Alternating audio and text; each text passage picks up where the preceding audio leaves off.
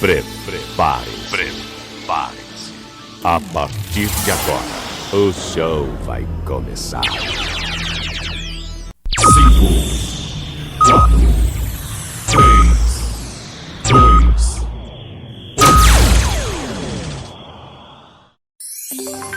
2. Leandro Souza.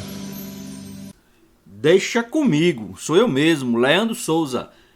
Bom dia para quem está de dia, boa tarde, boa noite, boa madrugada. Seja bem-vindo, meu amigo, seja bem-vinda, minha amiga. Muito obrigado por estar escutando mais um podcast Comenta na Voz.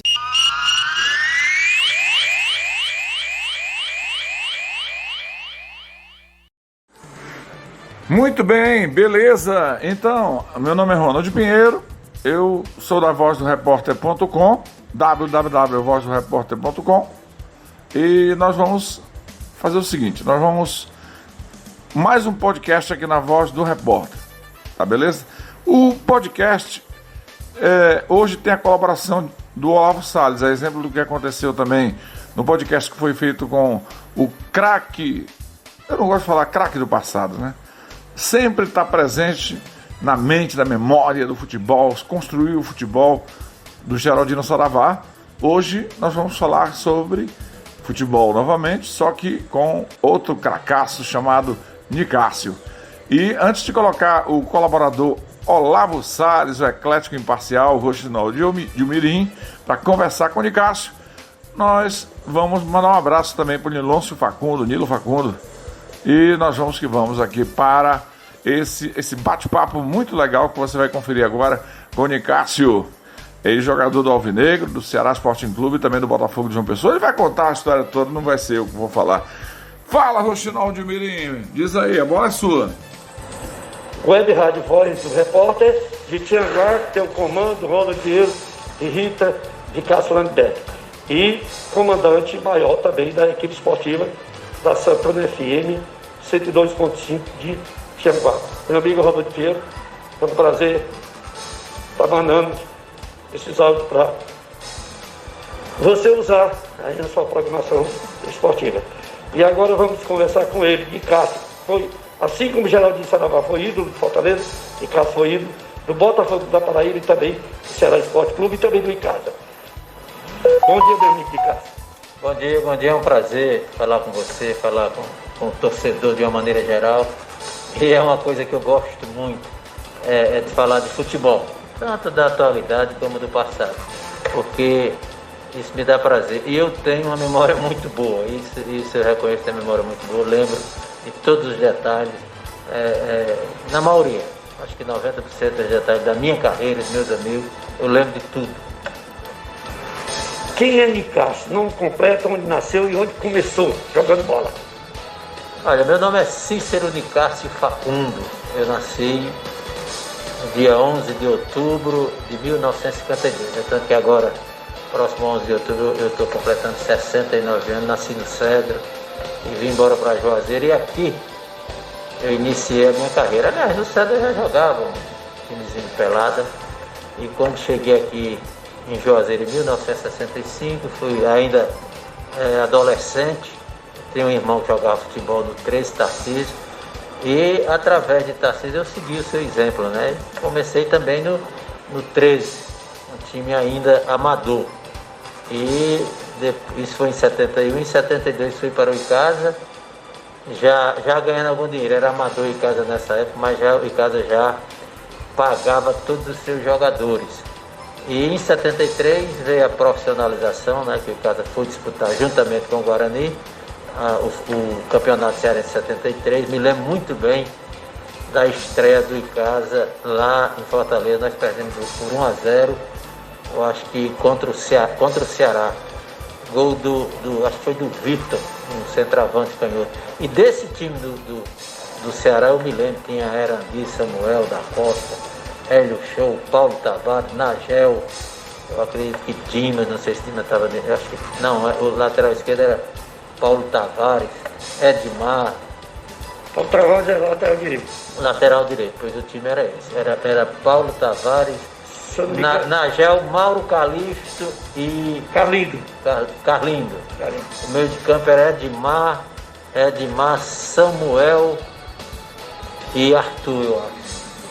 Aí tinha Nado, Vitor e da Costa. Eu ainda me lembro muito bem da estreia do Ricardo na minha estreia. Nós perdemos por 1-0 a estreia do Ricardo em 1973. Ok, o Olavo, mas aí o nosso amigo de Castro tem razão, porque o lateral esquerdo era o Paulo Tavares. Eu vi o Paulo Tavares jogando pelo Paysandu nos anos 60 até 69. Ele esteve lá, depois veio para o Ceará e é lateral esquerdo, também no Ceará. Muito bem, continuando aqui com bate-papo aí do Olavo Salles com Nicásio. Quem é Nicásio? Nome completo, onde nasceu e onde começou. Houve um erro meu aqui, eu vou voltar atrás. E aí, Olavo, fala, Roxinol. Nicásio, você falou que surgiu como profissional no Icasa, aí você saiu do Icasa, primeiro para o Ceará, foi para o Botafogo da Paraíba. Olha, em 1977 houve até um interesse do Fortaleza para me levar para lá emprestado. Mas eles queriam, eu me lembro, eles queriam de graça, e o cara não emprestou. E isso é até bom para mim, porque onde era que eu ia entrar naquele time, um quadrado de ouro? Eu ia ser uma eterna reserva. Para você jogar, a não ser quando machucasse um e eu tivesse uma oportunidade. Mas aonde eu entrar num quadrado de ouro que tinha Chinesinho, Zé Carlos, Hamilton Melo e Lucinho. Eu que joguei várias vezes contra o Fortaleza, contra esse quadrado, e sei o tanto que eu corri atrás desse quadrado de ouro. Então, em 78, Caissara, que foi treinador do Ceará, do Fortaleza, já me conhecia, entendeu? Pelas boas atuações que eu fiz durante o campeonato cearense, tanto jogando pelo Guarani como jogando pelo Icasa. E em 78 ele era o treinador do Botafogo da Paraíba e mandou me pegar aqui, me contratou e eu fui em 78. Daí, desse mesmo ano, eu lembro que nós fomos fazer um jogo no Paraná, em Londrina, e eu fui o melhor jogador em campo. Ganhei até um troféu da Rádio Manchete. E no mesmo ano, através desse jogo do meu destaque, eu fui emprestado para o Londrina. E fiquei no Londrina até no início de 79. Depois não deu certo, eu vim embora para o Botafogo. Quando eu cheguei no Botafogo, fizemos outra boa campanha no Botafogo da Paraíba em 79. E em 80 foi justamente a consagração do time do Botafogo, né, em termos de campeonato brasileiro. E nós batemos o Flamengo em pleno Maracanã no dia 6 de março de 1980, com Zico e tudo, né? Era a geração. Você vai contar essa história em outro áudio, porque agora nos conte, dê continuidade que você estava falando sobre o jogo do Flamengo, e depois do Botafogo você foi para onde ou continuou lá? Sim, como eu estava falando dessa grande vitória no dia 6 de março de 1980, numa quarta-feira. E depois dessa vitória foi tudo festa, né? A gente foi recebido na Paraíba com festa, o torcedor foi receber a gente. No domingo seguinte batemos o Internacional de virada por 2-1. E após esse campeonato, eu me destaquei tanto nesse campeonato brasileiro de 80, que eu perdi a bola de prata, porque na fase seguinte, na penúltima fase do campeonato brasileiro, o Botafogo foi desclassificado pelo Fluminense, no mata-mata, né? Que era melhor 3 pontos. Não era mata-mata, era melhor 3 pontos. Nós empatamos na Paraíba e perdemos lá no Maracanã. E o Botafogo não avançou no Campeonato Brasileiro. Então, pelos critérios, eu perdi a bola de prata para Batista do Internacional como cabeça de área por 2 décimos. A média de Batista foi 8, a minha foi 7,8. E após o Campeonato Brasileiro, o Franzé me contratou para o Ceará. Foi lá, a gente fez um contrato aí. Nessa oportunidade veio comigo Getúlio, também do Botafogo da Paraíba, que se destacou na ponta direita. E eu acho que uns 2 ou 3 meses depois, ele trouxe o Zé Eduardo. E o Caissara estava no Vitória da Bahia. Aliás, era no Vitória da Bahia. E Carlos Frome no Ceará. Depois o Caissara foi dispensado do Vitória, Carlos Frome também foi dispensado do Ceará. E o Franzé trouxe o Caiçara. Aí nós fomos campeão em 80 e bicampeão em 81. Vamos continuar então aqui com o Olavo Salles, né, Olavo? Vamos lá com mais bate-papo aí com o cracão aí, Nicásio. Ok, agora eu gostaria que você contasse, Dom Balde, sobre essa história que você era meio esquerda, aquele cara que comandava a minha cancha e de repente lhe trouxeram para ser volante. Quem foi o treinador que teve essa ideia e você se consagrou nessa posição? Olha, eu lembro muito bem dessa mudança que foi feita pelo Caiçara. A gente tinha um jogador que se destacava muito bem no Botafogo da Paraíba, isso em 78, chamado Dal. Depois ele foi para o Comercial de Ribeirão Preto. E no jogo contra o América Mineiro, pelo Campeonato Brasileiro, o Dal entrou no segundo tempo, em volta de 10, 15 minutos, e fez o gol da vitória. Nós ganhamos por 1-0. E nesse jogo mesmo o Caiçara me trouxe, dentro do jogo, me trouxe para a cabeça da área. E o Dal fez o gol jogando na meia, era eu e ele, Zé Eduardo, entendeu? E daí quando, no próximo jogo, o Caiçara foi de Salônica, você agora vai ficar como cabeça de área. Ele perguntou, você já jogou dele? Chamava volante, né? A cabeça dele era volante. Rapaz, eu joguei nisso, não, mas é fácil você jogar, você se desloca, sai pelos dois lados, você dá a saída de bola pelos dois lados, porque nessa época você jogava apenas com o volante, né? 4-3-3, com a modificação para 4-4-2, com um ponto esquerda. Então, eu falei, tá bom, eu vou me virar. Agora, não espere de mim um cabeça de área que dá carrinho. Eu nunca dei um carrinho jogando futebol. Eu sabia antecipar, tinha um passe bom, a visão do ponto futuro também era muito boa, minha visão, pelo fato também de ter iniciado a carreira como meio esquerdo. Mas eu era um volante que eu tinha a liberdade de também me mexer. Num jogo só, às vezes eu ia 3, 4 vezes na linha de fundo como volante. Alguém que fizesse a minha função. Mas eu não era aquele cabeça de área brucutu. Era um cabeça de área técnico, que fazia poucas faltas, que roubava poucas bolas, mas eu tinha a visão dentro do campo de encostar no jogador que estava com a bola para ele não se virar. Porque olha, jogar futebol é preciso você ter um pouco de inteligência.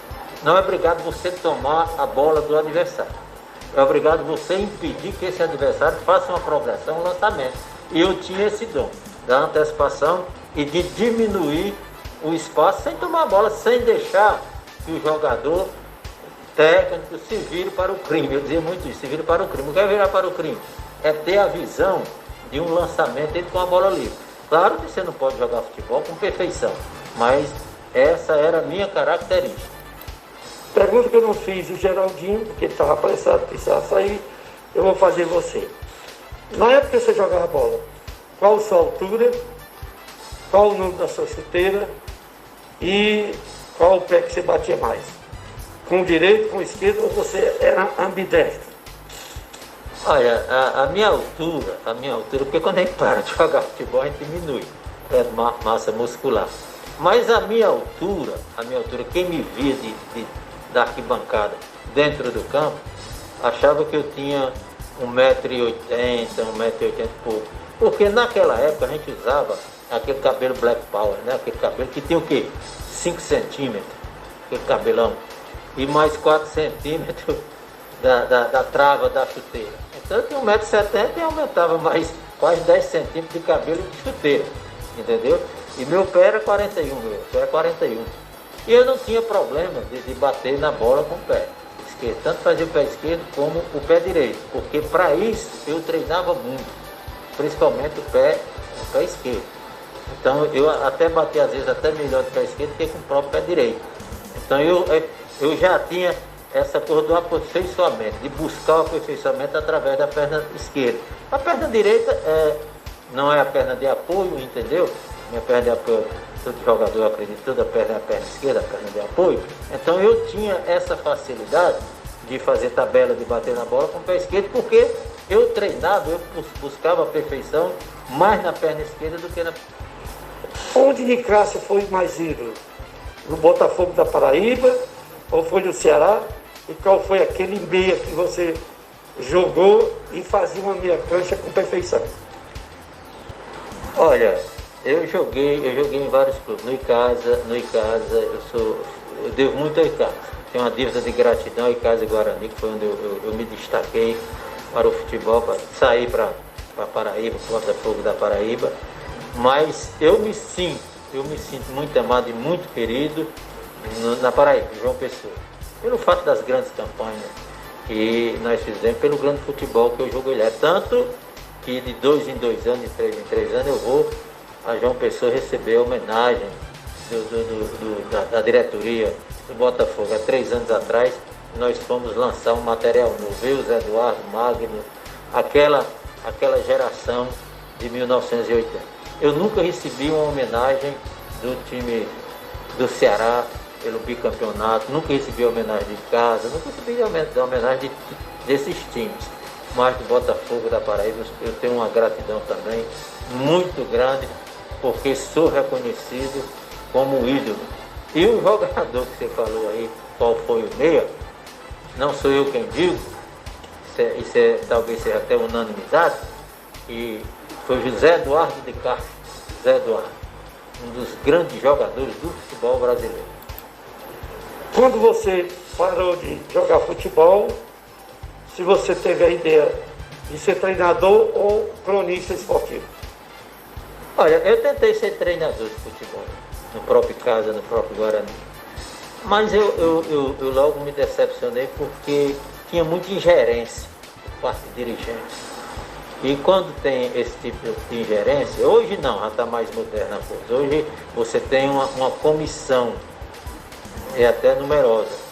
E comissão está dentro, você discute alguns assuntos. A última palavra é do treinador. Mas eu fui treinador do Guarani, fui treinador do Icasa, mas teve eu tive algumas decepções, não com resultado, mas com atitude de dirigentes. E terminei me afastando, eu não quero ser treinador. Mas depois o tempo passou e eu voltei a trabalhar no Icasa por 3 vezes. 3 oportunidades, trabalhei como auxiliar técnico permanente. Mas que também você não tem a mesma valorização. O dirigente não valoriza quem é da casa. É preciso você fazer um giro pelo mundo todo para ser valorizado. E eu trabalhei no Icasa, até no Campeonato Brasileiro da Série B, veio alguns treinadores de fora, né, como o Dado Cavalcante, que ultimamente treinou o Bahia, entendeu? Outros treinadores, e a gente trocava ideias. Ele fazia essa pergunta: por que você não seguiu a carreira de treinador? Eu digo, justamente por isso que eu disse, pela ingerência, pela a imposição que é feita. Porque tudo que acontece dentro das 4 linhas, quando você perde, a culpa é do treinador. Mas qual foi o maior dirigente de clube que despertou aquela alegria? Esse cara é o meu verdadeiro patrão, quando você era atleta. Olha, eu não vou ser hipócrita, não. Tem muito torcedor e jogador também, que diz, não, meu dirigente foi fulano de tal. Olha, eu joguei no Ceará e eu vi Franzé Moraes umas 3 ou 4 vezes, entendeu? Antônio Góes, eu tive até um atrito com ele, uma discussão muito séria. Claro que tem, todo dirigente tem o jogador da sua preferência, entendeu? Mas dizer assim que um dirigente me aconselhou, que um dirigente chegava perto de mim para falar isso ou aquilo, não. Eu não vou ser hipócrita a esse ponto, não vou ser hipócrita a esse ponto. Tinha um dirigente no Ceará que chamava Raimundo Chaves, esse estava lá todo dia, esse eu fiz amizade, entendeu? Eu fiz uma amizade muito boa e tenho amizade, não estou dizendo que Franzé é meu inimigo, que Góes é meu inimigo. Doutor Lino, que em 80 era aquele dirigente que quando as coisas estavam pegando fogo dentro do Ceará, ele chegava e botava panos frios, entendeu? Botava água na fervura, também tive pouco contato. Na Paraíba, não. Eu tive também bons dirigentes que até hoje, os que estão vivos, são meus amigos. são meus amigos, não tenho nada contra o dirigente. Mas achar que um dirigente, que um jogador vai idolatrar um dirigente, esse dirigente tem que ajudar e muito esse jogador. E comigo não aconteceu isso. Eu tinha uma relação muito distante com o dirigente de Ceará, com o dirigente de Botafogo não, Botafogo eu tinha mais contato. Mas um dirigente que jogou futebol, que me ajudou no início da minha carreira, foi José Ramos de Araújo, no time do Icasa, no time do Guarani também tive vários dirigentes, Adinaldo Dantas, tive Antônio Cavalcante, mas no Ceará, em si mesmo, isso eu estou dizendo de sã consciência. Eu não tinha essa amizade estreita com dirigente de futebol. Nunca tive. Porque o meu negócio era dentro do campo. Eu não sabia passar a mão em dirigente, ou conversar com o dirigente, fazer graça para dirigente, não. O negócio era dentro do campo. Falar em Zé Ramos de Araújo, ele jogou Usina Ceará, tinha molecada, jogou a seleção de Umirim, e o presidente era o meu pai, o senhor Olavo Paz Salles. Coletor da Cefaz, tinha uma amplificadora, foi quem primeiro me colocou em frente ao microfone para falar, e no rádio foi a Aurélio Brasil e o Dr. Cid Carvalho. E quem me deu a oportunidade para ser radialista foi Moisés Loyola. Eu lhe pergunto, hoje você é da Crônica Esportiva, né? Eu sou da Crônica Esportiva há mais de 20 anos. Depois que eu parei de jogar futebol, eu enveredei pelo rádio, fiz curso de radialista e aos poucos a gente vai amadurecendo, entendeu? Dentro da Crônica Esportiva. Não é que eu tenha jogado futebol que me dá o direito de ser um melhor comentarista, não. Não é porque eu joguei futebol. Tem gente que nunca jogou futebol e é bom comentarista, é bom jornalista, entendeu? Eu tive, eu sei talvez, alguma coisa que acontece dentro do campo em termos de discussão, em termos de acirramento, porque participei lá dentro do campo, e sei perfeitamente isso. E tenha consciência, que se não sou um grande comentarista, jornalista, que eu também escrevi para o jornal do Cariri, de Donizete Arruda, aqui em Juazeiro, tem o jornal do Cariri, escrevi a coluna dos tópicos, eu escrevi os tópicos, passei 10 anos no jornal, e isso também me deu uma experiência em termos de escrever. Mas o rádio do interior, a gente tem muita dificuldade para trabalhar. Primeiro, o rádio hoje, isso eu digo por experiência própria, tem poucos profissionais que são vinculados, a determinadas rádios. Hoje as rádios são sucateadas, você aluga qualquer horário, isso é de uma maneira geral. Isso aqui em Juazeiro também na televisão, trabalhei durante 10 anos na TV Verde Vale, tinha um programa de placar eletrônico, eu, Miranda e Baden, depois de sair eu assumi, e também é uma televisão loteada. Você chega e aluga o seu horário e vai falar o que você quiser. Pague, vá correr atrás dos patrocinadores. Então, eu cheguei no rádio, entendeu? E eu no rádio nunca tive uma carteira assinada como radialista. Sempre fui arrendatário. E antigamente, o rádio não.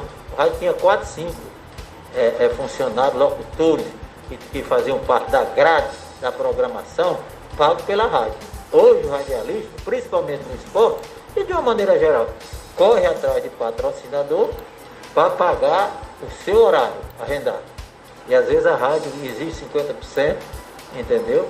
Então o rádio em si, em termos estruturais, caiu muito em termos estruturais, porque não dá o amparo trabalhista ao radialista. Radialista hoje é um freelancer. Qualquer um faz o curso de radialista e, se tiver condições, aluga um horário e vai trabalhar e tem a carteirinha de radialista. Mas que ele não tem. Assim, antigamente você identificava o radialista pela voz. Fulano falava assim, é rádio tal. Hoje não. Hoje você está numa rádio aqui, isso é de uma maneira geral. Em termos de jornalismo, em termos de programa noticioso, você está aqui no outro dia está em outra rádio, porque são rádios de políticos, entendeu? Que tem que falar o que o político quer, o que o dono da rádio quer. E às vezes não dá certo. Eu falo o que eu quero, nunca tive vínculo com política nenhuma. Agora eu sou um comentarista, contador de causa, eu sou muito comedido nos meus comentários. Nunca chamei um jogador de perna de pau, porque eu sei que isso fere muito. Eu falo que você pode ter uma fase ruim, que pode melhorar, mas dizer que o jogador é perna de pau, não, porque é um termo muito pesado, e eu talvez até tenha sido vítima disso.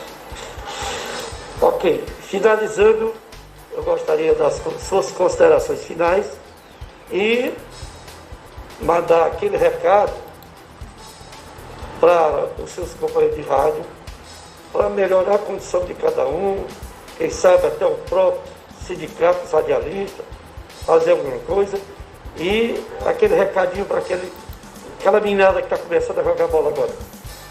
Olha, primeiro eu vou mandar um recado para essa meninada que quer ser jogador de futebol. Hoje está mais fácil jogar futebol. É mais fácil jogar futebol porque se você tiver uma boa qualidade técnica, tem quem lhe ampare. Não vem um empresário, com 15, 16 anos você já tem a carreira administrada pelos seus familiares ou pelo o seu empresário. Hoje o garoto dá 2 chutes na bola, já pensa na Europa. Agora, para ser jogador de futebol, aliás, jogador não, para ser atleta, não basta se dedicar, você tem que ser um obstinado. Eu fui um obstinado na minha profissão. Claro que cometi o meu direito, que ninguém é de ferro, mas eu digo de sã consciência. Se você está na escolinha, está na categoria de base, seja atleta acordado ou dormindo, você tem que ser atleta. Porque hoje os trabalhos, a metodologia de trabalho hoje é muito forte.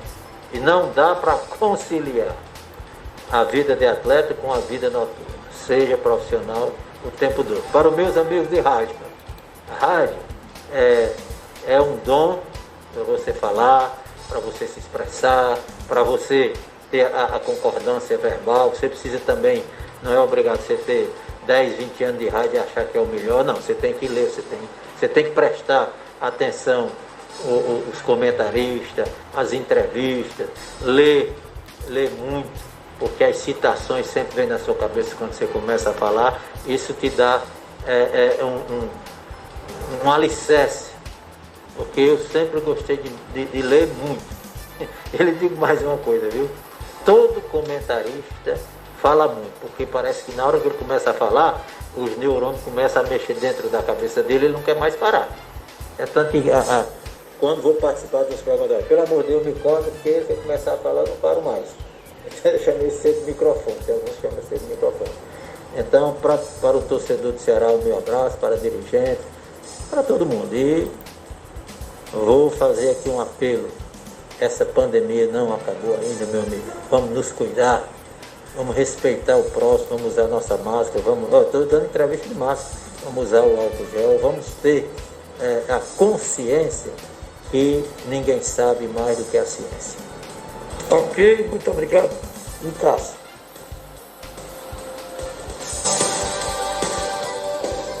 Bom, nós agradecemos aqui da Web Rádio Voz do Repórter a entrevista feita aí com o Nicásio, ex-jogador, e fantástica, né? A entrevista por a vitória sobre o Flamengo, a bola de ouro do placar, para você ter uma ideia, a bola de prata, era a maior premiação, né? Do futebol brasileiro na época. Só para você ter uma ideia, ele disputou com o Batista por alguns décimos e depois se tornou comunicador. Tá aí todo o conteúdo para você que você conferiu. Obrigado, Olavo Salles, e até a próxima, se Deus quiser, com mais um podcast aqui na nossa querida Voz do Repórter. Ronald Pinheiro agradecendo ao Olavo Salles e ao ex-jogador e radialista comunicador Nicásio. Parabéns!